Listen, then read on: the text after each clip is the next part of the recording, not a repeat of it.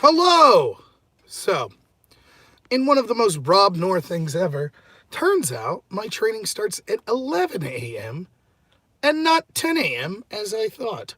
So, I have 40 minutes to kill, and I figured because I'm not driving, I will try to do a live stream. So, for those of you that missed that first live stream, by the way, I watched a little of it. Sometimes when I thought I was froze, I wasn't. So, you get to hear me singing little ditties, singing along to my, my turn signal.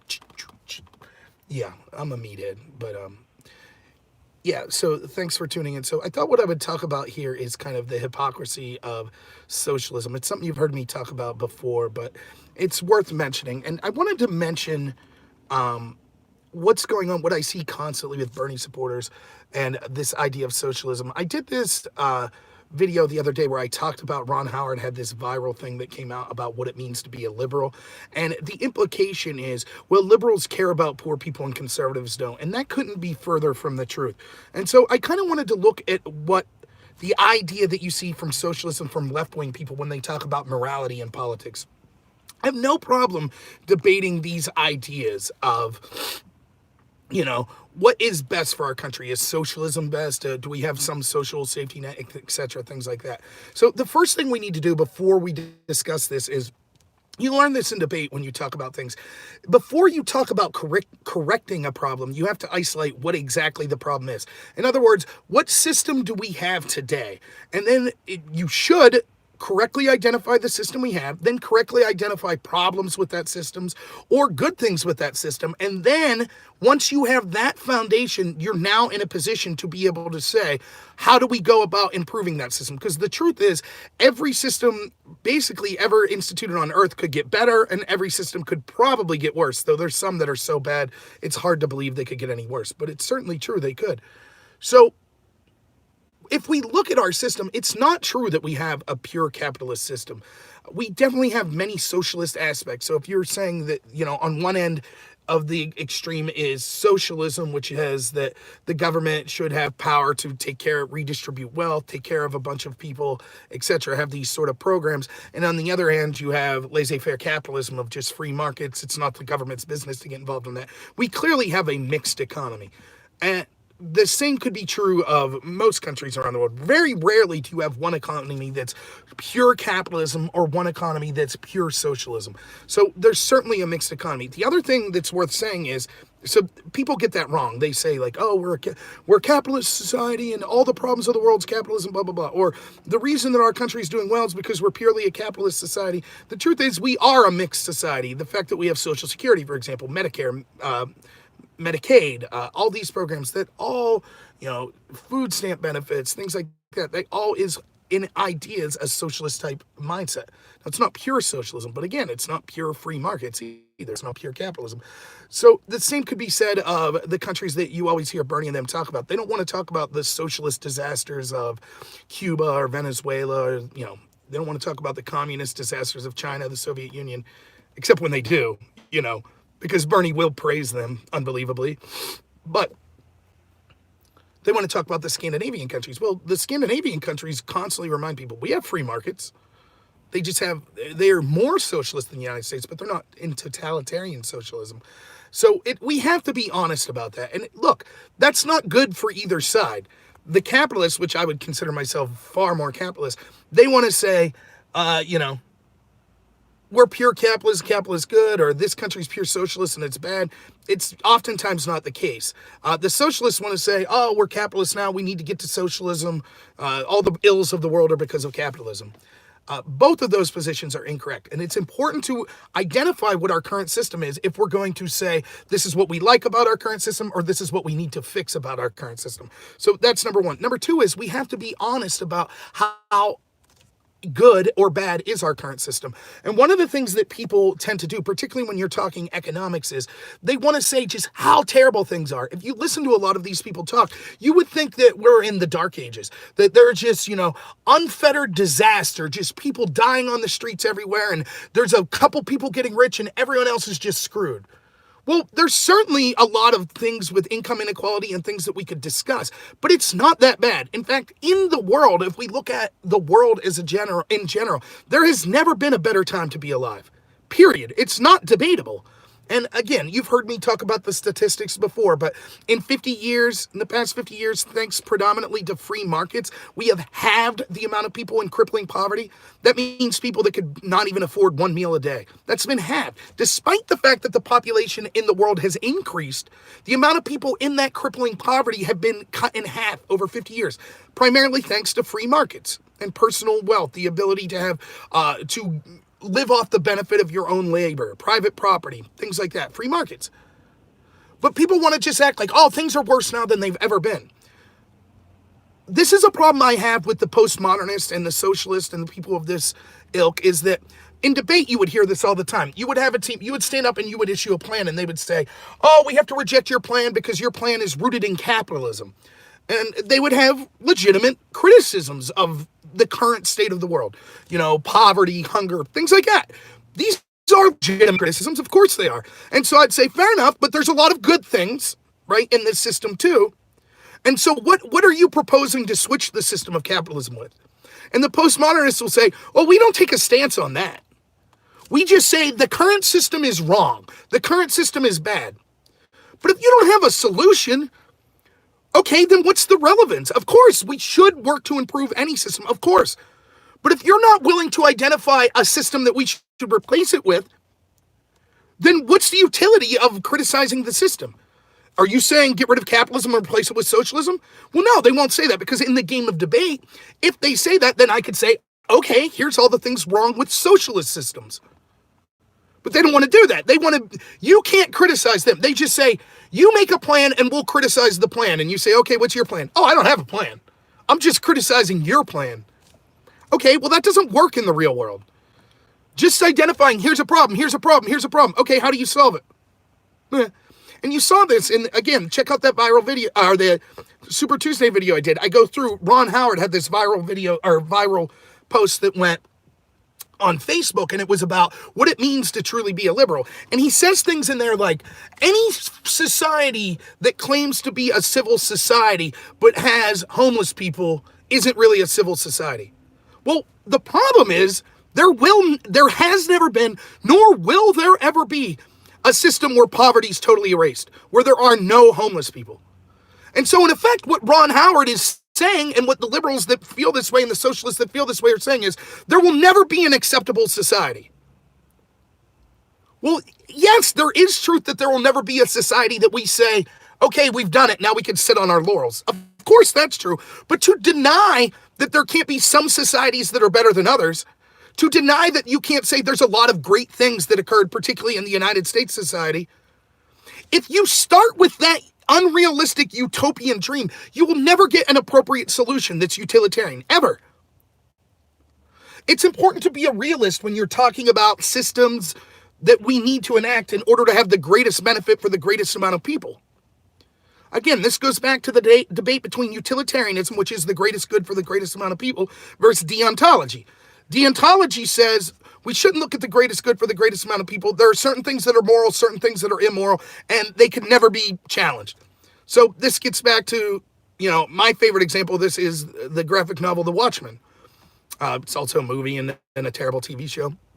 But the idea was you had a utilitarian that was Ozymandias, the bad guy, supposedly. And he was faking an alien invasion to end the Cold War because he said, we need an enemy. And even though some people will die in my plan, it'll stop the Cold War and stop the destruction of Earth.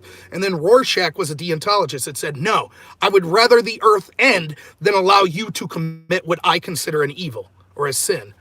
Right? So, and it's a debate you could have between those. But if you go into this with a utopian mindset and you just say, no. We need a perfect society, and therefore only plans that lead to that perfect society are acceptable. Now, a smart person would say, yes, but aiming for that perfect society, the plans that we reach to aim for that will still be utilitarian. They'll be the greatest good for the greatest amount of people. But that's not true, because what ends up happening is you advocate for all these plans that are literally impossible, such as healthcare is a human right for everyone in the world. We should basically have open borders, and it's our government's responsibility to provide everyone here with healthcare. That's not feasible. That makes, even though that's shooting for a utopian goal of everyone will have healthcare, it ends up making the system worse for everyone because there is a problem of scarcity with healthcare. And so when you are unwilling to look at the realism that there is a problem with scarcity, in other words, there's only so much healthcare to go around because we literally have a limited amount of doctors, we have a limited amount of medicine, etc. When you ignore that and then base plans off of that, what you do is you make things worse for everyone. In other words, if we accepted illegal immigrants and said we're going to give them all health care, but you took an infinite amount of them, then even the illegals that you first accepted in lose in that system because they end up losing out on the health care they would have had because you brought so many people in that basically no one gets health care. The same's true of environmentalism. Remember, it used to be activists on the left, environmentalists on the left that were against illegal immigration because they understood that bringing in mass amounts of poor populations has nothing to do with the race or anything like that, but bringing in mass amounts of destitute, poor populations, those poor, destitute people have to use resources more heavily, natural resources, in order to sustain themselves. And so if you bring in large populations, you end up destroying the environment. We literally see this happening when you look at some of the national parks on the southern border. They're being devastated by illegal immigrants that are coming in and the coyotes that are running them. So it's easy to see how that's the case. So anyways, this is a wordy way of me saying we first have to identify what is our system. Then we have to identify how good or how bad is our system. The socialists want to say we have purely a capitalist system and it leads to all these evils. Neither of those are true. We have a mixed system, and our system right now, although it could use vast improvements, which I talk about all the time, isn't as bad economically as you'd have you believe. One of the tests you could use when looking at this is when they talk about income inequality, is income inequality or wealth disparity, right? That's a better way of putting it. Wealth disparity. Is that the primary thing we should be solving, or is that a symptom of what we should try to be solving? And it's an important question, right? Because here's what happens. Certainly it is true that there is problems with mass wealth disparity. But you hear me say this often. How do we solve that disparity? Do we go the way of Venezuela? You could solve wealth disparity by saying there's a bunch of people right here that are incredibly rich and then way down here that are incredibly poor. So the way to solve that is bring these rich people down here. Now look how small the disparity is in wealth. Oh, that's good, right? Well, no, it didn't help the poor people. In fact, most of the time when you enact those type of policies, you actually bring the poor people down. That's what happens. We saw this in the Soviet Union, and I give the example a lot. The example of the kulaks in the Ukraine. So you had these farmers, basically small town farmers. They owned a little bit of land. They, for generations, had farmed it. They weren't getting incredibly rich. They weren't living in castles. And many times they employed some people in the local town. But they were making enough to feed themselves, to live a little better than the average person that didn't own the farm, and to feed the town. Well, the Bolsheviks came in and they said, they went to a bunch of agitators in the town and they went to them and said, is that fair that those people own that land and not you? You should own that land. That land should be everyone's, not those people. And so it riled up these people and they're like, yeah, you're right. So they ran the Bolsheviks, or they ran the kulaks out of town. They sent them to Siberia or they killed them and they took their land. And as a result, millions of Ukrainians starved to death. Because it turns out that running out the people that knew how to own the farms, knew how to operate the farms, was a huge mistake. But it solved wealth disparity. These kulaks that were right here in the middle, they weren't incredibly rich, but they were above the average person. Well, you eliminated them, but you brought everyone down. But the Bolsheviks considered that a win. There, we solved wealth disparity. Now everyone's starving to death. So wealth disparity isn't the prima facie thing that we should be looking at to solve. Now, should we say it could get out of hand? Of course we can say that. Absolutely we can say that. But that's not the first thing. Is it worth bringing down the standard of living for everyone to close the wealth disparity gap? No, it's not. And the revolution that you hear people like Bernie talking about, that's exactly what would happen. They're literally talking about it being immoral to gain so much wealth. Now, one of the people I heard articulate this best was an economist by the name of Peter Schiff, who is fantastic. He, during Occupy Wall Street, went on the ground at Occupy Wall Street and was like, hey, I'm one of these investment people that you're talking about tomorrow. I want to talk to you. And he talked about how he, through the sweat of his own brow, started a company. He employed tons of these people. He made a lot of money, but that's because he was working 100, 120 hours a day. He employs a bunch of people. He shares the wealth. So why is he lumped in with all the people, like the bankers that were doing immoral stuff on Wall Street? And that's absolutely true. The problem with this kind of black and white mindset that you see from the cultural Marxists, where one side's always the oppressor and one side's always the oppressed, is you end up lumping a bunch of people that are good people in with people that are acting poorly. You won't hear a person who's more antagonistic to the corrupt bankers that led to the 2008 crash than me. I talk about them all the time, how they were criminal and should have went to jail. But does that mean everyone in the banking sector was criminal? No. Does that mean every person on Wall Street was criminal? No. Bernie talking about billionaires being criminal. I was talking to my good friend Carlos about this the other day. He asked me if I'd ever been to New York City. I was like, no, I haven't. And he's like, the amount of wealth there is incredible. But most of the people that got that amount of wealth, they're providing real services to people. They actually accomplished something. They did things that made the government, or that made the country better. They did. And so to ignore that and just say, no, if you have money, you must be immoral if you had money. What you do then is you stymie innovation. All the people that worked and did a bunch of great stuff to make this country or to make the world better, they no longer have the incentive to do that. That's why the United States grew so fast, so quickly. Because we were leaning more towards capitalism. Were there some social safety nets and things like that? Yes. But in general, the founding principles of this country were that of personal freedom and personal responsibility. The idea that it's individuals, and individuals that are working and innovating and achieving for their own benefit. And when you have a collective of individuals all working for their own benefit with their own innovation, it makes for a far greater country on the whole. Most countries at that point were either talking about the collective, or they were talking about the importance of monarchies or oligarchs and things like that. The United States was the first country that really put into their constitution the idea of the individual. And I saw Sarah was on here. As Sarah said last night, you used to have the English. England was for the English. Germany was for the Germans. But what was the United States? We didn't have an ethnicity to rally around. We had an ideal to rally around. That's absolutely true. And that ideal was personal responsibility, personal liberty. Basically, keep the government off of us as much as possible. Now, anarchy's not the way to go either. They understood the importance to have a cohesive national government. In fact, the first government we set forth was the Articles of Confederation. Well, that was too loose. Remember, back in the days of the original colonies and the original states, you didn't identify yourself as an American. You were a New Yorker or a Pennsylvanian. And the Founding Fathers liked that. They liked the idea of federalism, of states' rights and states' power. But they understood with the Articles of Confederation, the federal government was too weak. For example, you had states printing and coining their own money. This led to all sorts of complications. So they understood there were functions for a federal government, such as the printing and coining of money. Oh, by the way, we got rid of that in 1913 with the Federal Reserve Act, where we now borrow money from a private bank. But they understood the printing of coining money was one of the things that the federal government should do. National defense was something the government should do. Controlling our borders was something the federal government should do. By the way, you notice most of these things the Democrats are against, the establishment Democrats are against. They don't think they think that states shouldn't have the right to decide policies such as gun rights, which the Constitution expressly says you have a right to keep and bear arms. But they're against, quote, sanctuary gun states. In cities. But one of the rules the federal government does have is one of the limited ones it should have, which is controlling our borders and who's allowed in and who's allowed out. They disagree with that. It just goes, it's unreal. But anyways, that was the idea, this idea of innovation. So Peter Schiff, you have out there saying, why, because I was innovative and I worked really hard and I gained wealth, why am I automatically immoral because I happen to have wealth? And he's absolutely right. It's easy to just say, look at that rich person, I hate them. But be honest, when you're doing that, do you know that that rich person did something unethical? Sometimes you may.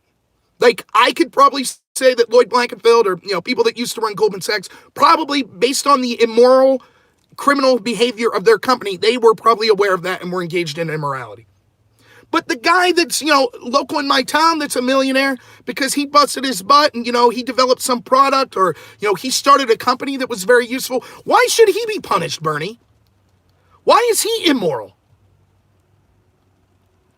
And so that's what we end up seeing happening. You have this idea of this utopian mindset. Oh, all the wealth should be equal. What you do is you make things worse for everyone. Yeah, you'll solve wealth disparity. You will. Because we'll all be starving to death. Hey, good morning, everyone. Yeah, thanks for being here. So, yeah, I'll be going till around 11. That's when my training is. I was an hour off this morning. But thanks for being here, everyone. By the way, on the way home, I will just, instead of trying to live stream, I'll just record, and then I'll put the video up later tonight. So the truth is, one, what is our system now? Well, it's a mixed system that's definitely more capitalist than places like Canada, places like the UK, etc. But those places aren't totally socialist either. They have free markets and stuff. How bad are things in our country economically? Look, there's certainly been problems. Overall, things aren't as bad as you're led to believe. I mean, for God's sakes, poverty in the United States, one of the biggest problems we have with poor people in the United States is obesity. In other words, they have too much food. I mean, that's incredible. In the history of the world, that's totally opposite of what poverty meant. Poverty meant you couldn't afford to eat. Now, certainly there are people in this country that fall into that. Whether you be homeless, there could be other children maybe that don't really have control over their situation. Thank you, PDX. I really appreciate it. So certainly, there are things to criticize. I'll never doubt that. We will never have a perfect system. We'll never have a perfect politician. Someday, when you vote for me for president, there'll be things I'm doing wrong. There'll be things I could do better. Absolutely. There are things I could do better on this channel. Like maybe not have the internet crap out on me every time I'm trying to do a live stream. So we can always work to get better. Don't think I'm not saying that. But we have to be honest about the things that are happening that are good. When you pretend, oh, the system's horrendous, then you say, then we need an extreme revolution to overtake it. Now, I do think the system, not our economic system necessarily, but our political system is corrupt to the point where we need a radical change. Donald Trump represented a step towards that direction. But if he can't accomplish throwing the corrupt criminals in jail, then we'll need to appoint someone new. We'll need to, in fact, that's not even the right way to say it. We'll need to work together to develop a different strategy to end this corruption. But the idea that, economically we're doing so bad because there are homeless people, so we just need to get rid of capitalism is absurd. Now, now that we've laid the groundwork, we could have the debate. So we know we have some sort of a mixed economy. It's not just purely capitalism. It's not just purely socialism. And we know that there are good things about our economy and there are bad things about our economy. Now, once we have that foundation, we could say, what are the specific good things and what are the specific bad things? And what's responsible for why those good things or bad things exist? I contend that the majority of problems we see in our country economically are because of government intervention and not despite of it. In other words, the socialist mentality oftentimes has the exact opposite effect of what it's trying to solve. And if you don't believe me, go listen to someone like Milton Friedman. Now, he's passed away, I believe, but Milton Friedman and his student Thomas Sowell, fantastic economist. Milton Friedman talks often about how you'd have programs such as the minimum wage program. The minimum wage program, one of the big reasons to have it, they said, was, well, it'll disenfranchise people like black people. It will help them by providing minimum wage. But it actually did the exact opposite. Right? What happened was you used to have a situation where because of Jim Crow and slavery before it, way back in the 40s, 50s, you had a system where black people didn't have the education system set forth for generations that other people did. And so the way that they competed in the marketplace was they could sell their labor cheaper. Then employers would hire them because they were cheaper to hire than someone with a different race. Then they got on-the-job training, and eventually, generationally, that led to them being as or more competent than people of other races in those particular fields. But when you put the minimum wage in, what that allowed the employer to do was say, okay, so here's a black person who probably, and they're stereotyping, they say probably they don't have access to education like this white person does. So if I have to pay them the same wage, I'll hire the white person. Therefore, the black person never gets the opportunity to get the on-the-job training. Again, I go back to the war on poverty. One of the things Republicans do terribly is they cede this battle. They allow the Democrats and the left to control this narrative that they're the party of compassion and love, and conservatives or Republicans or Trump supporters, whatever, however you want to label it, they're callous and they're just only interested in their personal greed. That's nonsense. I care about people in the inner city. I care about poor people all around this country immensely. I just disagree on how to best help them. Why is it that these Democrat strongholds, that cities that have been Democrat controlled for 50, 60 years, why is it that 60 years after the war on poverty policies that were supposed to alleviate and make these communities better in the inner city black community, why are things worse by most metrics? Remember, Moynihan, who was a Democrat in 62, 63, wrote the Moynihan Report that said it was a national disgrace that 25% of black children were born out of wedlock, mostly to single-parent households. The number's 75% today. And make no mistake about it, that is one of the central problems in our country, the erosion of the nuclear family. Sarah talked about it last night, the idea of Christian values. Whatever you want to call it, if you want to say that's a Christian value or just the focus on the nuclear family, that's absolutely true. Every study shows that 3 things you need to do to basically have what we would consider a successful life are graduate high school, be employed full-time, and be born to a 2-parent household. If you do those 3 things, your chances of living in poverty, your chances of going to prison, your chances of being addicted to substances is incredibly diminished, more than almost any other reasoning we could come up with. So the fact that that sort of erosion's occurred in black communities, by the way, the number's way up in white communities and Hispanic communities and things like that, as far as children not in 2-parent households. And it's a huge problem across the board. But if we're just looking like the Democrats are apt to do, just at inner city blacks, and that's supposedly what the war on poverty was supposed to alleviate, this idea of single-parent families. So after 50 years of these war on poverty policies, the problem is 3 times worse. Now, why am I a racist for wanting to remove those policies? To the contrary, I look and I say, this is absurd. I say it all the time. You can never fully know what's in someone's heart, but as many hours as I've been on here, is there any indication that I have any racist bone in my body? I talk to you repeatedly. Some of the Americans that I respect the most and think were some of the best Americans were, for example, the slaves that once they were freed, they didn't take up arms against the government. Heck, they had the right to.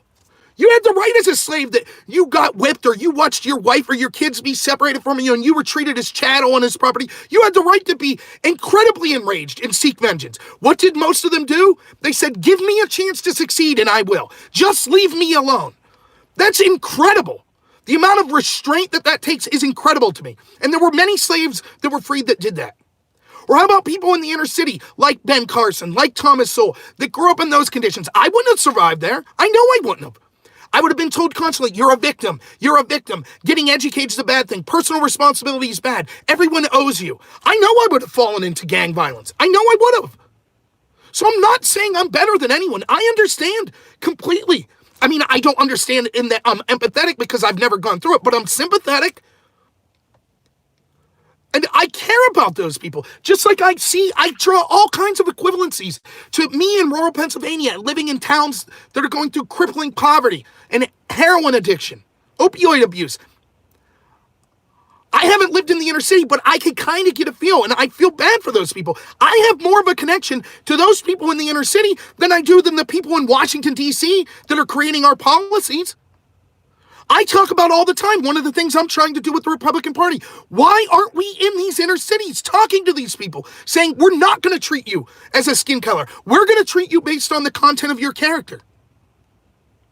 That's how I truly feel. But I'm told, oh, you're racist if you don't want these war on poverty policies that have devastated inner city black communities. That's ridiculous. And that's what I'm talking about. That's the point I'm trying to get through with this video. Is, look, when you just say, oh, the system's all capitalist, oh, we got to throw it all out, and if you don't agree with me, you're immoral. That's absurd. That's the problem with bringing morality into politics. I'm not looking at my friends that are Bernie supporters saying, you're immoral. I'm saying you're wrong. You picked poorly. It will harm this country, probably irreparably. But I'm not saying they're immoral. That's what they're saying to me. Oh, I don't care about the poor people. Ridiculous. I understand, and everybody knows this intuitively, right? I was talking to my friend Carlos yesterday about this. I used to bartend, and one of the things that you would have, you'd listen to people.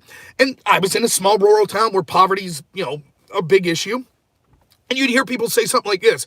Oh, did you hear Sam's kid's back in jail? Yeah, he was stealing from his neighbor. They got him again. I told Sam, I said, look, if you keep bailing him out, if you keep coddling him and leave him be a drug addict and leave him steal from people and you're going to bail him out every time, he's never going to get any better.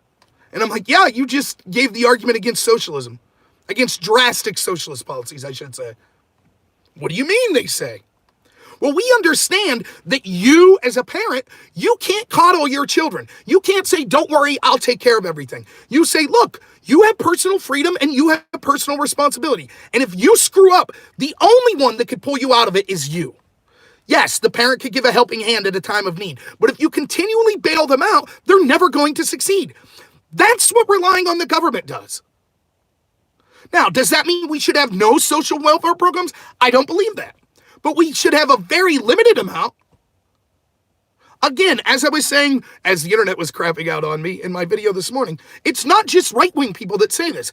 Postmodernist philosopher Michel Foucault, who I don't really care for, he talks about this. He calls it biopower. The idea that if you give the government the power to give you life, you also give the government the power to take away your life. So if you're reliant on the government for, say, food stamps or for your housing, that sounds good now, but you better not upset that government. Because then the next thing you know, they'll take away, they have the ability to take that away from you. And then what are you going to do?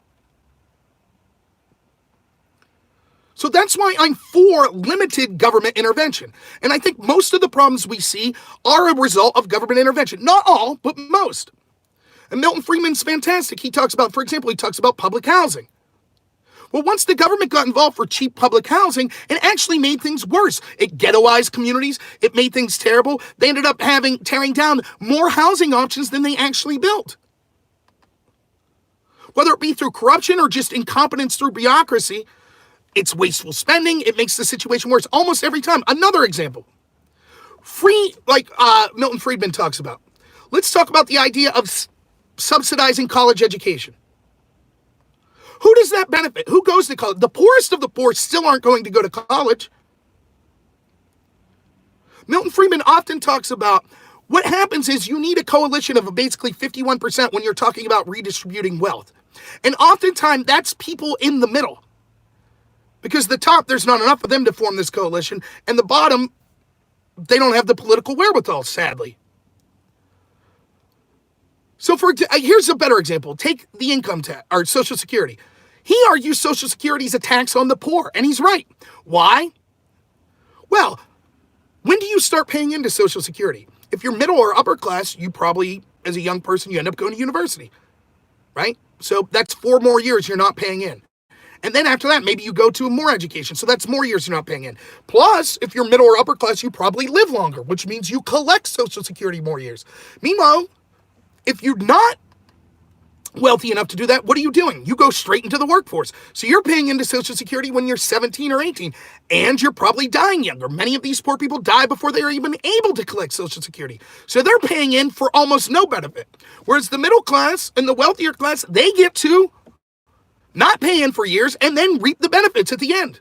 So even though they're paying in more for the years they're paying in, it's offset by the fact there's so many years they're not paying in that poor people are, and they're the ones actually collecting it. In general, obviously in specifics, things could be different, but it's almost every program that we institute that say, oh, we need governmental redistribution of wealth, it ends up harming the very people they claim to be helping. Look at the war on poverty programs. Thomas Sowell, Larry Elder, they talk about this. They remember being in these black communities back in like the 70s when government workers were knocking on doors and telling black women, you know, the government will give you money if there's not a man living in the house.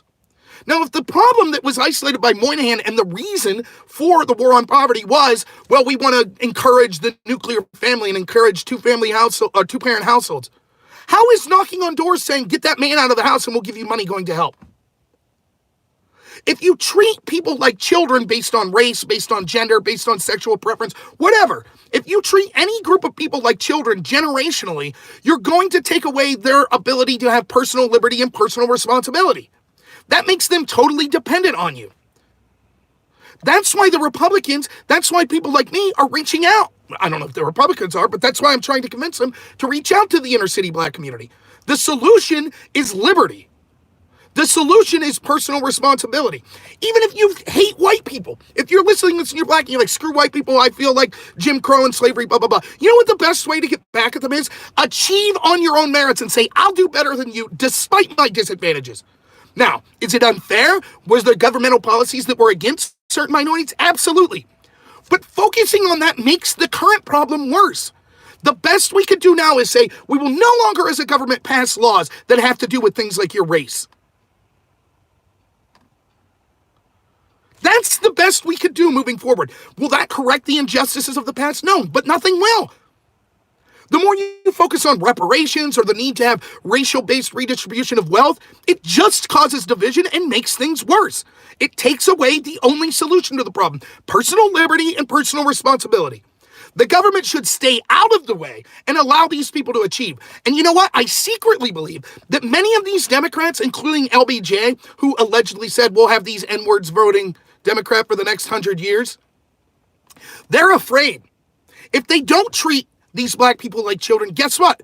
It might just be that those black people could outwork them, can outcompete them. And they don't want that. They want to have obedient servants. They don't want people that can compete with them in the marketplace of ideas. That's why I care about the inner city, because I say, if we give them the chance, if we stop telling them they're victims, if we give them a chance to keep government out of their lives as much as possible, they will achieve more. Some will fail, just like some people of every race fail. And I'm not saying we shouldn't have personal compassion. Of course we should have personal charity and compassion. But government redistribution is not the answer. It's not. Now, when we look at these countries where Bernie talks about, like Scandinavia, how is it that he wants to talk about, all these countries, we're the only, first world country that doesn't have universal health care and blah, blah, blah. And that's somehow that we're immoral. But every one of those countries he isolates, for example, have far stricter border controls than we do. So the very border controls that he calls racist, and make no mistake about it, Bernie's constantly calling Trump, everything Trump wants to do is racism, racism, racism. So wanting to control the immigration problem is racist. Why should we then model, for moral reasons, the Scandinavian countries when it comes to healthcare, but not when it comes to their immigration policies? Milton Friedman talks about this as well. Believe it or not, Milton Friedman, who's one of my favorite economists, he was basically for open borders on the condition that we eliminate social welfare programs. And so his idea of the country was, if you can make it here without any government help, and that means for U.S. citizens as well, those that can make it without government help, that are a net benefit to this country, absolutely have the right to stay. Those that are a drain, sorry. We're not going to allow you to be a drain. We're just not. Then you'll get immigrants that say, yes, I want to come because I know I could succeed. I know I personally bring something to the table. Not floods of refugees and illegals that say, gimme, gimme, gimme. I want free stuff. You have to choose one or the other. Do you want the social welfare programs? Okay, then there's only a limited amount of people we could give those programs to. Period. If you want the open borders, okay, then we can't give the programs to everyone. But you can't have both. It's simple mathematics. Think about you and your family. Let's say you have wealth, you're doing pretty good for you, your spouse, 2 kids maybe. You might say, I wish that no one in this town or no one in this world was living on the street and was having trouble getting a meal. But you can't take your money and spread it out evenly amongst everyone. You have to look after your own. If you say, I'll take 1 person in, maybe you can afford it. How about 2? Maybe you can afford it. How about 3? How about 4? How about 1,000? There has to be a limit. And when you ask, that's all I ask. Just tell me the truth. I say this about reparations. Okay. Every problem in the black community is because of slavery and Jim Crow, right? Yep. And so we need reparations. Yep. You give me the dollar amount when we could finally say, here is the amount of dollars it will take where slavery and Jim Crow is no longer responsible for this stuff. You tell me the dollar amount. And it could be a ridiculous amount. $500 trillion, let's say. Let's take every piece of property from anyone who's not African-American and give it to the African-American community. Total squalor for anyone who's not African-American. I will guarantee you if we did that, whatever the number they might cite is, I guarantee the next day when there's a gang shooting in the inner city, you know what they'll say? It's because slavery, because Jim Crow, because systemic racism. It's the same with illegal immigrant. What's the number? Morally, how many illegal immigrants are we obligated to accept? Healthcare's a right? That's what Bernie and them say. It's a human right. So how many people in the world are we obligated to give this healthcare to? How many? 1 billion? After 1 billion, will you then say, okay, we now realize it's not feasible to provide it for anyone else? No. If you said 1 billion, when that 1 billionth person crossed the border into our country, the next person that was waiting in line, they'd say, it'd be immoral not to take him. All I want is honesty from these people. Just tell the truth. your taxes are going to go up through the roof. You're going to be paying 50, 60% in your income tax. And that's younger people too. That's poorer people too. Remember, they say people will pay that make more than $26,000 a year. That's basically everyone who's working a job. They're seeking to erode the middle class. So we have to be honest with how big of a problem we have right now. We have to be honest with what our current system is. And we have to be honest about what is causing the good things in our system and the bad things in our system and how best to alleviate them. The difference between me and the people that will advocate things like socialism is I'm not going to start off saying you're immoral. I'll start off saying you're wrong. Your policies are bad for this country. But they think that they're the only people that are compassionate, and that's not true. I am compassionate about the sick. I am compassionate about the poor. But I understand that every system, every single time we've tested this, that the number one way to make the poor, you'll never eliminate the poor in a country, but every single time we see the system that is best for the poor is free markets and capitalist system. It's the best we've got right now. Does that mean we shouldn't work to improve it? Of course not. But having a revolution for these socialist policies is not the answer. And the last thing I'll say, because I do have to get into my training, is this. The saying is true. Anytime you give the government power like this and give more government power and control, it's nearly impossible to take it back. We have Social Security now, right? It's robbed. They took all the money from the Social Security. But we can't not give the money out to people now. There'd be riots if you said, sorry, we don't have your Social Security money anymore. The same's true of Medicare. The same's true of Medicaid. Once you promise people free stuff, it's near impossible to take it back. That's why you better be damn sure before you vote something like that in, because it'll be near impossible to take back. So if you vote for Medicare for all and it's an abject disaster, how are you going to get out of that mess? More free markets are the solution. That doesn't mean that there aren't problems. By the way, it's one of the things I criticize the Republicans. They should be doing more in healthcare because people do have the right to be angry. And you saw in my video earlier today, I said a lot of people that support Bernie, I think they're misguided, but they have the right to be angry. They absolutely do. The system has screwed them over, particularly our political system, our economic system as well to some extent. But their voice doesn't matter, just like our voice on the right doesn't matter. The populist voice. We're screwed over by the establishment. But we have to be honest about what these problems are. And I'm sick and tired of being pigeonholed as that I'm racist if I don't agree with them. I'm sexist if I don't agree with them. I don't care about the poor or the unhealthy if I don't agree with them. That couldn't be further from the truth. I absolutely care. And judge me by, I have hours upon hours of material on here where I defend people and I offer solutions what I think would be best for them. So don't judge me just by my words here. And those that know me in real life know that that's not the case as well. So. All right, I hope you guys like this. If you like, please like and subscribe. I'll be putting a video up later today. I'm not going to do a live stream on my drive home from work because the internet connection sucks while I'm driving. So instead, I'll just record a video and then I'll put it up later today. So thank you, everyone that listened. Please consider donating to me on Patreon or PayPal or giving a super chat or something like that. It'd really mean a lot to me so I could have better equipment so the internet's not crapping out on me all the time. But yeah, you guys are the best. Thank you so much. So, all right, off to work. Thanks so much and have a good one.